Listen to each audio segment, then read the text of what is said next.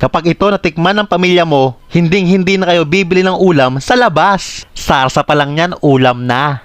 Gagamit lang tayo dito ng Zestogo Chicken Inasal Oil para yung magisa natin may lasa na agad. Bawang, sibuyas. Kapag nag-translucent na, ilagay na natin yung bunso ni Papa. Kahit ano pong parte ng manok, pwede yan. Isang kutsa lang natin na maigi para mawala yung lansa ng ating manok. Para lumabas din ang natural flavor ng ating chicken. Timplahan lang ng paminta, patis or asin. Kapag meron na mga tusta-tusta, ilagay mo na yung toyo ng asawa mo. Hala, ang dami.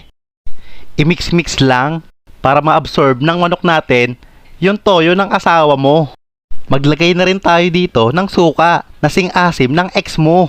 Takpan lang at lutuin ng 5 minuto. Pag kumukulo-kulo na, maglagay na tayo ng tubig, dinis laurel, haluin lang na mabuti para magpantay ang mga lasa. Takpan ulit at palambutin ang manok. Kapag malapit na maluto ang manok, ilagay na natin ang Coco Mama Fresh Gata. Ayan yung magpapakrimi sa sarsa natin.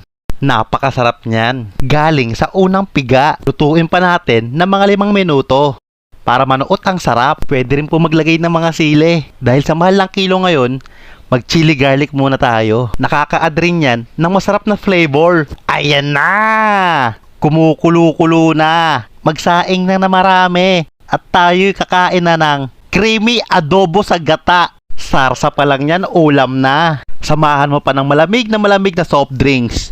Busog na naman ang buong pamilya. Panalo!